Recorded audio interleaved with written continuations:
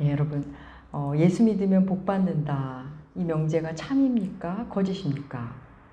예, 복을 어떻게 정의하느냐에 따라 참일 수도 있고 거짓일 수도 있을 겁니다. 성경은 복을 참 많이 이야기합니다. 성경의 첫 책인 창세기 1장에도 복이 나오고 성경의 맨 마지막 장인 요한계시록 22장에도 복이 나옵니다. 여러분 그거 아십니까? 우리가 복 받고 싶어 하는 마음보다 우리에게 복 주시고자 하는 하나님의 마음이 훨씬 크다는 것. 예, 그렇습니다. 하나님 우리에게 복을 주고 싶어 하십니다. 여러분 그리스도인이 된다는 것은 복의 개념부터 달라지는 겁니다. 복의 개념이 정돈됩니다. 그런데 성경에는 복만큼이나 많이 언급되는 것이 있는데 바로 고난입니다. 창세기 1장과 2장에 나오는 복은 고난과는 무관한 복이었는데 3장, 그러니까 아담의 범죄 이후 선악과를 범한 이후 복과 고난은 매우 가까운 단어가 되어버렸습니다. 이제 우리에게 오는 복은 고난과 함께 오기도 하고 고난이라는 포장지에 쌓여 오기도 하고 심지어는 고난 그 자체가 복이 되기도 합니다. 선악과를 범한 이후 고난과 복의 불편한 동거가 시작된 겁니다. 우리는 지금 계속 베드로전서를 보고 있는데 베드로전서를 함께 하면서 그리스도인의 비범성에 놀라곤 합니다.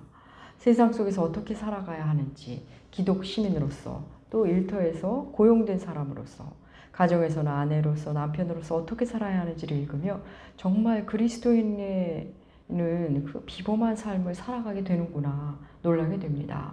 세상에 살고 있으나 세상에 속하지 않은 사람, 가치관이 다른 사람, 세상과는 다른 선택을 하는 사람들임을 보게 됩니다.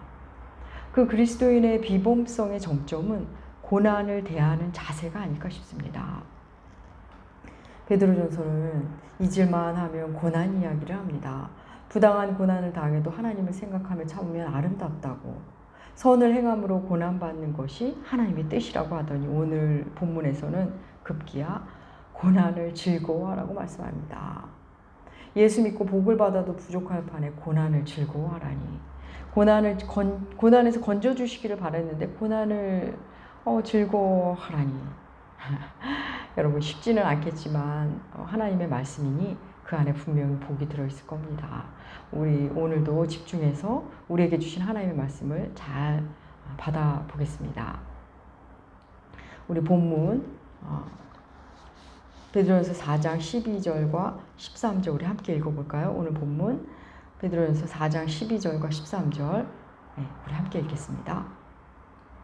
사랑하는 자들아 너희를 연단하려고 오는 불시험을 이상한 일 당한 것 같이 이상히 여기지 말고 오히려 너희가 그리스도의 고난에 참여하는 것으로 즐거워하라.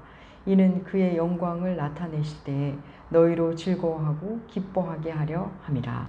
아멘. 불같은 시험이 오는 것, 힘겨운 고난이 오는 것을 이상히 여기지 말라 하십니다. 오히려 그리스도의 고난에 참여하는 것을 즐거워하라 하십니다. 고난이 오는데 오히려 즐거워하라. 본문 16절에서는 도리어 하나님께 영광을 돌리라 하십니다. 오히려 즐거워하고 도리어 하나님께 영광을 돌리라. 고난이 오는데 말입니다. 정말 미치지 않고서야 정신이 나간 것이 아니고서야 이게 가능한 일일까요? 앞서 그러니까 지난주 말씀이죠. 기도하라, 사랑하라, 봉사하라 할 때만 해도 괜찮았는데 고난이 올 것이고 그건 이상한 일이 아니고 그 고난을 기뻐하라 하십니다. 여러분 기도하고 사랑하고 봉사함으로 고난을 대비하고 뛰어넘기도 하지만 기도하고 사랑하고 봉사하는 것 자체가 고난이 되기도 할 겁니다. 여러분 우리는 고난이라고 느껴지는 일이 우리에게 오면 먼저 살펴보아야 할 것이 있습니다. 이 고난이 지금 내가 자초한 고난인지 아니면 주님을 위한 고난인지 정직하게 살펴보아야 합니다. 베드로 사도도 고난을 두 가지로 구분하여 말씀합니다. 하나는 다른 사람의 죄에 간섭하면서 만나는 고난입니다. 이 말을 우리 형편에 맞게 풀어본다면 탐심이 만든, 무지가 만든 고난을 말합니다. 좀 더 이익을 보려다가 욕심을 부려서 혹시나 하는 마음으로 세상에 발맞춰 나가려다가 만난 고난입니다. 탐심과 게으름, 무지가 만든 고난, 죄악된 세상과 함께 하느라고 겪는 고난, 그 모든 것을 말합니다. 사실 우리가 겪는 고난의 90% 이상이 이런 고난입니다. 물론 그런 고난을 통해서도 우리는 좀 더 세상을 배우기도 하고 좀 더 사람다워지기도 합니다. 이런 고난을 통해서도 하나님을 만난다면 이 역시도 복된 고난이라고 할 수 있습니다. 하지만 하나님은 우리가 이런 고난을 계속 겪는 것을 원하시지 않습니다. 그런 고난으로 주를 만났다면 이제 차원이 다른 고난을 만나길 하나님이 원하십니다. 그리스도인이 겪어야 하는 고난은 예수 때문에 겪는 고난, 예수를 사랑해서 겪는 고난입니다. 우리 본문 14절, 베드로전서 4장 14절 하나님의 말씀 우리 함께 읽겠습니다. 너희가 그리스도의 이름으로 치욕을 당하면 복 있는 자로다. 영광의 영, 곧 하나님의 영이 너희 위에 계심이라. 아멘. 예수님 때문에 그리스도의 이름으로 모욕을 당한다, 치욕을 당한다. 그러면 복이 있다. 그때 하나님의 영이 너희 위에 계신다 말씀합니다. 여러분, 예수님도 친히 이런 말씀을 하셨습니다. 우리 마태복음 5장 11절과 12절 주보에 실었습니다. 우리 함께 읽겠습니다. 나로 말미암아 너희를 욕하고 박해하고 거짓으로 너희를 거슬러 모든 악한 말을 할 때에는 너희에게 복이 있나니 기뻐하고 즐거워하라. 하늘에서 너희의 상이 큼이라. 너희 전에 있던 선지자들도 이같이 박해하였느니라. 아멘. 예수님 때문에 욕을 먹고 모진 소리를 들을 때 기뻐하고 즐거워하라. 여러분, 오늘날 우리가 예수님 때문에 욕먹고 핍박받은 일, 악한 말 들을 일이 그렇게 있을까요? 주님 때문에 모욕당하는 일이 우리에게 뭐가 있을까요? 언젠가 말씀드린 대로 요즘 신앙인들은 대개 이순신 신앙을 갖고 있답니다. 이순신 신앙. 끝까지 싸워서 이순신 신앙이 아니라 내가 교회 다닌다는 사실을 아무에게도 알리지 마라 해서 이순신 신앙이라고 한답니다. 자신이 교회 다니는 것을 알리지도 않는데 주의 이름으로 모욕당할 일이 여러분 뭐가 있겠습니까? 그런데 여러분, 이걸 역으로 한번 생각해 볼까요? 왜 사람들이 자신이 예수 믿는다는 것을 드러내지 않는 걸까요? 혹 세상이, 사람들이, 친구들이 비웃기 때문 아닐까요? 괜히 그랬다가 불편해질까 봐 그러는 건 아닐까요? 여러분, 이제 우리는 그리스도인임을 드러내는 것 자체가 신앙의 시험 무대가 되어버린 그런 세상에서 사는 것, 그런 건 아닐까요? 신앙을 지키기 위해 하지 않는 일이 생기고 가지 않는 곳이 생기고 동참하지 않는 일이 생기기 시작하면 사람들이 비웃을 것이 뻔합니다. 네가 언제부터 그랬냐는 둥, 네가 교회를 다니냐는 둥, 네가 예수를 믿느냐는 둥. 어쩌면 그게 싫어서 사람들은 이순신 신앙을 선택하는 걸지도 모르겠습니다. 여러분, 오늘 베드로전서가 우리에게 말합니다. 예수님 때문에 모욕을 당한다면, 믿음 때문에 조롱당한다면 그게 복이라고. 바로 그때 하나님의 영이 너희 위에 계신다고 말씀합니다. 여러분, 오늘날 우리는 주님으로 인해 박해당하고 크게 손해보고 크게 불편한 일은 아마 없을 겁니다. 하지만 우리가 주님 때문에 신앙의 절개를 지키기 위해 작은 일을 실천하며 사느라 그거 자체가 어려움으로 다가온다면 이미 그게 주님으로 인한 고난일 겁니다. 주일 예배를 우선으로 하려고 하는데 온라인이니 나중에 하지 뭐. 네가 언제부터 그렇게 신앙이 좋았냐? 또 부동산, 주식, 비트코인 이런저런 재테크 열풍인데 우리 좀 누구를 돕자고 그러면 어이없다는 반응만 돌아올 겁니다. 주님이 원하셔서 용서를 구하고 또 주님이 원하셔서 내가 먼저 고개를 숙이고 주님이 원하셔서 오해를 받아도 변명하지 않고 그렇게 주님 때문에 하고 있는 일이 있다면 여러분, 주님 때문에 하고 있고 그래서 힘들다면 그게 복이라고 오늘 말씀은 우리에게 말씀합니다. 물론 그렇다고 그게 힘들지 않은 것은 아닙니다. 여러분 몸도 마음도 힘듭니다. 몸도 마음도 지칩니다. 하지만 바로 그때 나의 영이 활짝 피어납니다. 나의 영의 열매가 맺히기 시작합니다. 신앙을 지켜내느라 힘들지만 몸도 마음도 지치지만 그때 나의 영이 자랍니다. 깊어지고 넓어집니다. 여러분 몸이 가뿐하고 마음이 신나고 즐거울 때 나의 영이 쇠하기도 한다는 거 아십니까? 사랑하는 여러분, 배가 잔뜩 부르고 어떤 재미에 푹 빠져 있을 때 나의 영이 맥없이 숨도 못 쉬고 있다는 거 여러분 기억하시면 좋겠습니다.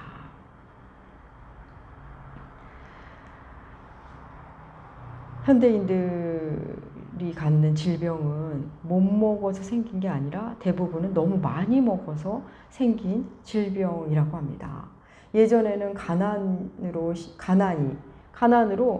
믿음이 시험대에 올랐었는데 지금은 소유가, 풍요가 우리의 믿음을 시험대에 올려놓습니다. 지난주에 어떤 분이 그런 말씀을 하는 걸 들었습니다. 예전에는 신앙을 지키기 위해 이것저것 버리고 내려놓았는데 요즘에는 제일 먼저 신앙을 버린답니다. 신앙을 지키기 위해 애쓰는 것이 사라졌다는 이야기를 들었습니다. 믿음을 지키기 위해 불편함을 감수하는 것. 그럼 그것 자체가 이미 고난일 수 있겠다 싶습니다. 쾌적한 예배당, 안락한 의자, 넓은 주차장, 세련된 인테리어, 최첨단 방송장비, 능숙한 찬양팀, 훌륭한 인격자로 구성된 교회들, 청소도 식당 봉사도 없는 교회, 이제는 아무 때나 선택해서 보고 들을 수 있는 설교, 내 마음에 드는 메시지를 골라 듣는 재미까지. 여러분, 그 어떤 불편함도 없습니다. 이 놀라운 풍요가 우리의 믿음을 유약하게 합니다. 신자들이 풍요 속에서 주체적 신앙을 잃어갑니다.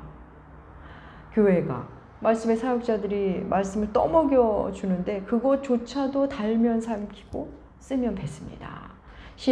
지켜야 할 신앙의 절개 그런 건 아예 없습니다. 교회가 온실이니 세상에 나가면 유약하기 짝이 없습니다. 아무 저항도 하지 못합니다. 교회 안에서는 그렇게도 많은 말을 하더니 나가서는 무능한 사회인 힘없는 구성원으로 삽니다. 교회에서는 아무 말이 없더니 나가서는 진리에 능한 진리를 주장하느라 많은 말을 하는 사람이 됩니다. 여러분, 그래서는 다람쥐 쳇바퀴 돌듯 자기가 자초한 고난만 반복적으로 만날 뿐입니다. 그리스도의 비범성은커녕 세상 사람들의 평범성도 따라가기에 급급한 그런 인생이 될 수 있습니다. 사랑하는 여러분, 복음을 계속 깊이 만나고 그 복음 안에서 나를 새로이 발견하시면 우리는 고난을 대하는 자세가 달라집니다. 로마서 5장 3절과 4절 말씀 함께 읽겠습니다. 주보에 있죠. 로마서 5장 3절과 4절입니다. 다만 이뿐 아니라 우리가 환난 중에도 즐거워하나니 이는 환난은 인내를, 인내는 연단을, 연단은 소망을 이루는 줄 알미로다. 아멘. 환난 중에 즐거워하는 이상한 사람이 됩니다.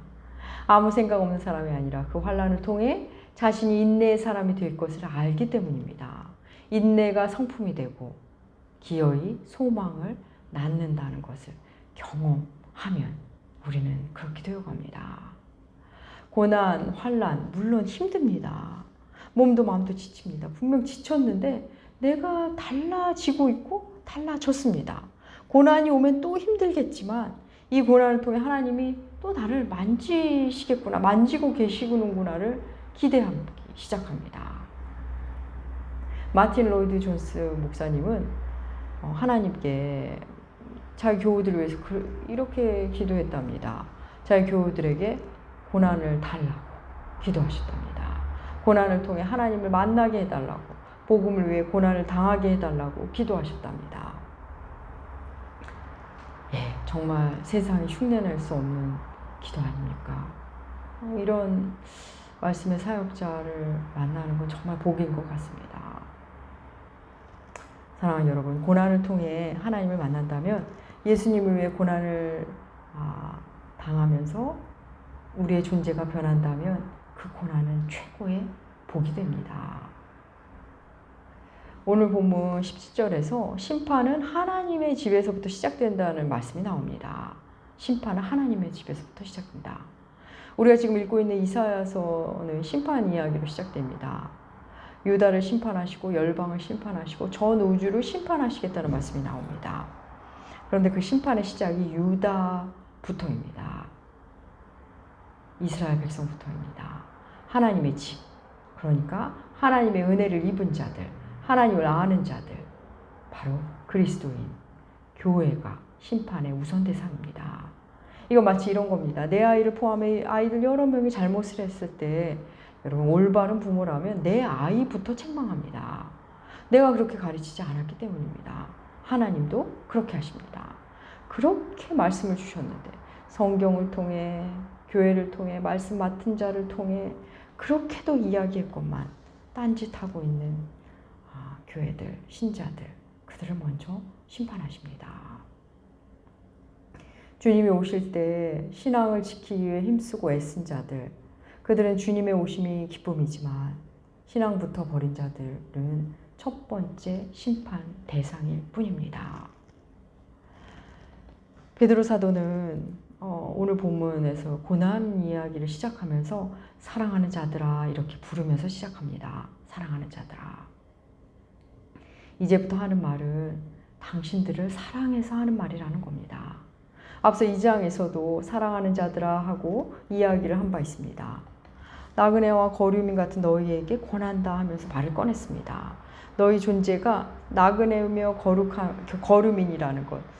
어쩌면 너희들이 듣기 싫은 말일 수 있지만 그게 사실임을 알려주면서 그때도 사랑하는 자들아 부르며 말합니다. 이번에도 지금부터 하는 말, 듣기 불편할 수는 있겠지만 내가 사랑하는 마음으로 합니다 라며 자신의 사랑을 전하며 말합니다. 사랑하는 여러분, 저는 실은 사랑합니다 라는 말을 잘 하지도 쓰지도 못했습니다. 신학을 하고 사역의 현장에 나가면서도 그랬습니다. 첫 번째 사역지에서 그때 교육전도사였죠. 우리 선생님들께 또 편지를, 카드를 쓸 때, 우리 아이들에게 쓸 때, 문자를 넣을 때 주 안에서 사랑하는 누구에게 라고 썼습니다. 주 안에서를 꼭 넣었습니다. 제가 그냥 사랑한다고 말하기에는 제 사랑이 너무나 얄팍하고 좀 부끄러운 사랑이라는 생각이 들어서 단서를 붙인 겁니다. 두 번째 사역지에서 이제 그때부터는 이제 전임 사역도 이제 하기 시작할 때였습니다. 열심히 사역을 하고 떠나올 때 어렵게 살고 있는 그 착한 교우님들과 헤어질 생각을 하니 마음이 너무 아파서 혼자 참 많이 울었던 것 같습니다. 그러면서 내가 이분들을 정말 사랑하나 보다 라는 생각이 들었습니다. 그래서 사역을 마치고 나올 때 몇 분에게 감사 카드를 쓰며 사랑하는 집사님께 라고 썼습니다. 그리고 세 번째 사역지에서는 조금씩 그러나 해프지 않게 사랑하는 집사님께 라고 문자도 보내고 카드도 편지도 썼습니다. 물론 여전히 제가 산다는 사랑이 부끄럽기는 매한가지였습니다. 그리고 이렇게 단독 사역을 하였습니다. 남교회가 시작되고 교우들의 삶을 만나면서 마음이 너무 아팠습니다. 교우가 아프면 저도 아팠고 교우가 힘겨우면 저도 힘겨웠습니다. 교우가 큰 수술을 할 때는 잠이 잘 안 왔습니다. 그런 저를 보고는 내가 이분들을 정말 사랑하는구나 절실히 깨달았습니다. 물론 교우들에게는 가닿지 않을 수도 있을 겁니다. 교우들이 고난을 당하는 것을 보면 가슴이 아프고 스스로 고난을 만들어가는 것을 보는 것도 가슴이 아프고 말씀을 밀쳐내는 때는 정말 마음이 너무 아팠고 그랬습니다. 제가 지금 이런 말씀을 드리는 이유는 제 얘기를, 제 마음을 이야기하고자 드리는 말씀은 아니고요. 사도 베드로의 마음을 전하고 싶어서 드리는 말씀입니다. 베드로 사도가 사랑하는 자들아 이렇게 부르며 말을 꺼냅니다. 사랑하는 자들아 하면서 말씀을 꺼내면서 베드로의 마음은 이런 겁니다. 여러분이 겪을 고난 저도 압니다. 얼마나 힘든지 얼마나 고통스러운지 저도 압니다. 그런데 그게 복입니다. 그게 영광입니다. 그때 여러분의 영이 살아납니다. 베드로가 이렇게 사랑의 마음을 꾹꾹 담아 말하고 있는 겁니다. 예수님을 사랑한 사도, 그 사도가 믿음의 후손들을 향해, 후배들을 향해 자신처럼 신앙을 끝까지 지켜나가기를 바라는 그 사랑의 마음, 그 마음이 여러분에게 전달되었으면 좋겠습니다. 여러분 그 마음으로 베드로전서를 읽어가시면 좋겠습니다. 사랑하는 여러분, 성경은 고난 없는 인생이 복된 인생이라고 하지 않습니다. 고난 없는 삶이 복받은 삶이라고 생각하지 마십시오. 고난을 통해 하나님을 만나면 그것처럼 복된 삶이 없습니다. 고난 자체가 은혜의 힘을 만나게 됩니다. 비록 자신의 탐심으로 만난 고난이라도 그 고난을 통해 하나님을 만나면 여러분 그게 복입니다. 그렇게 하나님을 만나고 나면 그리스도인은 이제 자기 욕심으로, 무지로, 불성실과 게으름이 자초한 그런 고난은 점점 줄어가기 시작합니다. 그런 고난과는 점점 멀어집니다. 사랑하는 여러분, 다시 말씀드립니다. 고난은 분명 우리를 힘들게 할 겁니다. 몸도 힘들고 마음도 힘듭니다. 마음도 많이 상합니다. 건강도 축날 수 있습니다.